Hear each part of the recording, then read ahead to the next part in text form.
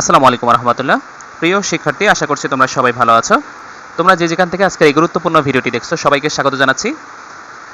আজকে আমি তোমাদের সাথে শেয়ার করব তোমাদের অষ্টম শ্রেণীর ষান্মাসিক সামষ্টিক মূল্যায়ন 2024-এর যে পরীক্ষা, সেটি মানে তোমাদের 6 তারিখে যে পরীক্ষাটি হবে জুলাই মাসের, সেটি বিষয় হচ্ছে স্বাস্থ্য সুরক্ষা। তোমরা স্ক্রিনে দেখতে পাচ্ছ শিক্ষার্থীর জন্য নির্দেশনা। এখানে বলছে তোমরা অষ্টম শ্রেণীর সবাই মিলে বনভোজনে যাবে। বিদ্যালয়ের কয়েকজন শিক্ষক তোমাদের সাথে থাকবেন, কিন্তু আয়োজনের সব দায়িত্ব তোমরা নেবে বলে ঠিক করেছো। তোমরা শিক্ষকবৃন্দের সাথে একটি মিটিং করে আয়োজনে কী কী বিষয়ে প্রস্তুতি নিতে হবে তার একটি তালিকা করে নিয়েছো এবং কয়েকটি কমিটি করে তোমাদের মধ্যে দায়িত্বগুলো ভাগ করে নিয়েছো। তোমাদের উপর দায়িত্ব পড়েছে বনভোজনের দিনে খেলাধুলা ও বিনোদনের আয়োজন করা। এছাড়াও সার্বিক দেখাশোনার দায়িত্ব পড়েছে তোমাদের কয়েকজনের উপর। তোমরা পুরো আয়োজনের নাম দিয়েছো আনন্দধারা। আনন্দধারা আয়োজনকে দায়িত্ব নিয়ে এগিয়ে যাওয়ার জন্য তোমাকে কিছু পরিস্থিতির মধ্য দিয়ে যেতে হবে। তুমি সেই পরিস্থিতি অনুযায়ী কিছু কার্যক্রম সম্পাদন করবে, আর এভাবেই তোমাদের আয়োজন সবার জন্য বয়ে আনবে সত্যিকারের আনন্দ। তাহলে শুরু করা যাক। তোমরা দেখতে পাচ্ছ কাজ 1, এটি মূলত একক কাজ। এখানে বলছে বনভোজনের দিনে কি কি খেলা যায় এ নিয়ে তোমরা সবার ভোট নিয়ে ঠিক হলো দাঁড়িয়ে বাঁধা, চোখ বেঁধে ছবিতে কপালে টিপ পরিয়ে দেওয়া ও সাঁতারের আয়োজন করা হবে। সাঁতার নিয়ে প্রথমে শিক্ষকদের আপত্তি ছিল, তোমরা সব ধরনের প্রস্তুতি নিয়ে যাবে। প্রতিশ্রুতি দেওয়ায় অনুমতি পাওয়া গেল। তুমি ঠিক করলে আগে থেকেই প্রস্তুতি নিয়ে রাখবে, যেন সমস্যায় পড়তে না হয়। নিচের প্রশ্নের আলোকে তোমার প্রস্তুতির কাজের তালিকা খাতায় লিখো।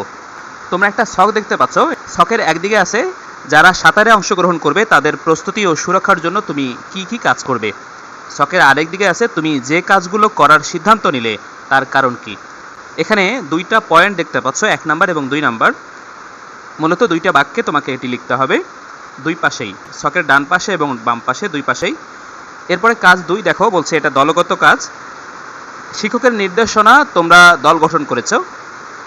এবার দলে নিজের খাতায় লেখা কাজের তালিকা নিয়ে নিচের বিষয়গুলোর আলোকে আলোচনা করো। প্রথমে বলছে কি চিন্তা থেকে তারা নিজেদের কাজগুলো ঠিক করেছে। এরপরে বলছে যে অন্যরা যে কাজগুলোর তালিকা করেছে তার মধ্যে কোন কোন কাজের সাথে তুমি একমত, কারণ কি।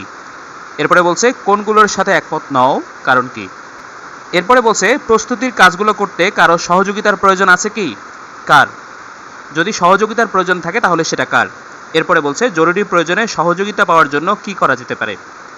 3 নাম্বার কাজ একক কাজ। এবার নিজের জায়গায় ফিরে যাও। এবার দলের অভিজ্ঞতা কাজে লাগানোর পালা। তাহলে খাতায় লিখে নাও দলের আলোচনা থেকে কোন নতুন বিষয়গুলো সম্পর্কে নতুন করে জানলে। এরপরে পরের পেজে আমরা দেখব। দেখো এখানে বলছে এই কাজগুলো তোমার প্রস্তুতিতে কি ভূমিকা রাখবে। তোমার খাতায় চূড়ান্ত তালিকাটি তৈরি করো। এরপরে 4 নম্বর কাজ, এটি মূলত একক কাজ। এখানে বলছে বনভোজনের দিন চলে এসেছে। তোমরা সবাই সকাল সকাল পৌঁছে গেছো। সবাই বনভোজনের জায়গার আশেপাশে ঘুরে দেখছো। বেশি দূরে যাওয়া যাবে না, শিক্ষক তা বলে দিয়েছেন। ওদিকে রান্নার জন্য দক্ষ রাঁধুনি কাজ করছেন, তার সাহায্যকারী কয়েকজন শাকসবজি ও মুরগি কাটছেন।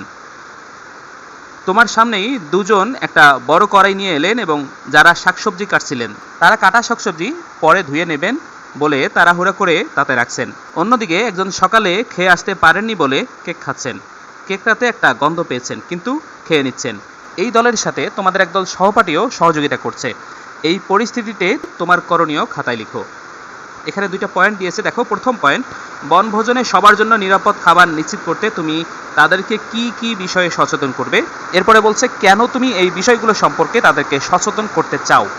5 নম্বর কাজ, এটিও মূলত একক কাজ। এখানে বলছে সারাদিন খুব আনন্দ করে ফেরার সময় তোমার পাশে যে বন্ধু বসেছিল তার সাথে গল্প করার সময় জানতে পারলে সে যখন কোনো কাজের দায়িত্ব নিতে যায় ভীষণ মানসিক চাপ হয়, কাজ করতে ভয় লাগে, মনে হয় সে পারবে না। তখন অন্যরা তাকে নিয়ে হাসবে। সে তোমার কাছ থেকে পরামর্শ চায়। নিচের প্রশ্নগুলোর আলোকে তোমার পদক্ষেপ খাতায় লিখো। 3টা পয়েন্ট দিয়েছে। প্রথম পয়েন্ট, মানসিক চাপ ব্যবস্থাপনার জন্য বন্ধুকে তুমি কি পরামর্শ দেবে। দ্বিতীয় পয়েন্ট, এই পরামর্শ তাকে কিভাবে সাহায্য করবে বলে তুমি মনে করো। তৃতীয় পয়েন্ট বলছে তোমার কি মানসিক চাপ হয়, কখন। 6 নম্বর কাজ, এটি মূলত জোড়াই কাজ। এখানে বলছে এবার শিক্ষকের নির্দেশনা অনুযায়ী জোড়া কাজ তৈরি করবে। কাজ 5 নংয়ে নিজের লেখা উত্তরগুলো নিয়ে নিচের প্রশ্নের আলোকে আলোচনা করো এবং প্রয়োজনীয় নোট নাও। 3টা পয়েন্ট দিয়েছে। প্রথম পয়েন্ট, কোন কোন কাজ বা কৌশলগুলো ইতিবাচক, কয়েকটি উদাহরণ লিখো। এরপরে বলছে তোমার উল্লেখ করা নেতিবাচক কাজ বা কৌশলগুলো শরীরে ও মনে কী ধরনের প্রভাব ফেলে। এরপরে বলছে মানসিক চাপের পরিস্থিতিতে প্রয়োজনে কার কাছ থেকে সহযোগিতা পাওয়া যেতে পারে। এরপরে শেষ কাজ মানে 7 নম্বর কাজ, এটি মূলত একক কাজ। বলছে দলগত আলোচনার অভিজ্ঞতা থেকে নিচের প্রশ্নগুলোর উত্তর লিখো। প্রথম পয়েন্ট, বন্ধুদের কাছ থেকে পাওয়া নতুন কোনো ইতিবাচক কৌশল তুমি নিজের মানসিক চাপ ব্যবস্থাপনায় পরবর্তীতে ব্যবহার করতে চাও তার একটি তালিকা খাতায় লিখো। 2 নম্বর পয়েন্ট, এখানে বলছে এই কৌশলগুলো ব্যবহারের ফলে তোমার জীবনে কী ফলাফল আসবে বলে তুমি মনে করো। 3 নম্বর পয়েন্ট, নিজেকে সুরক্ষিত রাখতে মানসিক চাপ নিয়ে সকলের জানা প্রয়োজন এমন 3টি মেসেজ লিখো। সর্বশেষে লিখছে বনভোজন শেষে আনন্দ নিয়ে নিরাপদে বাড়ি ফিরে আসা হলো। আনন্দধারা আয়োজনের সবগুলো কার্যক্রম শেষ করার জন্য ধন্যবাদ।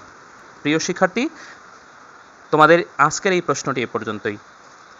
আশা করছি তোমাদের আগামী দিনের যে পরীক্ষাটা সে পরীক্ষাটা অবশ্যই ভালো হবে এবং তোমাদের পরবর্তী পরীক্ষাগুলোর প্রশ্ন পেতে এখনই এই চ্যানেলটি সাবস্ক্রাইব করো এবং পাশে থাকা বেল আইকনটিকে অন করে দাও, যাতে পরবর্তী ভিডিও আপলোড করার সাথে সাথে তার নোটিফিকেশন তুমি পেয়ে যাও। তোমরা সবাই ভালো থাকবে, সুস্থ থাকবে। দেখা হবে পরবর্তী কোনো আপডেট ভিডিওতে। আল্লাহ হাফেজ।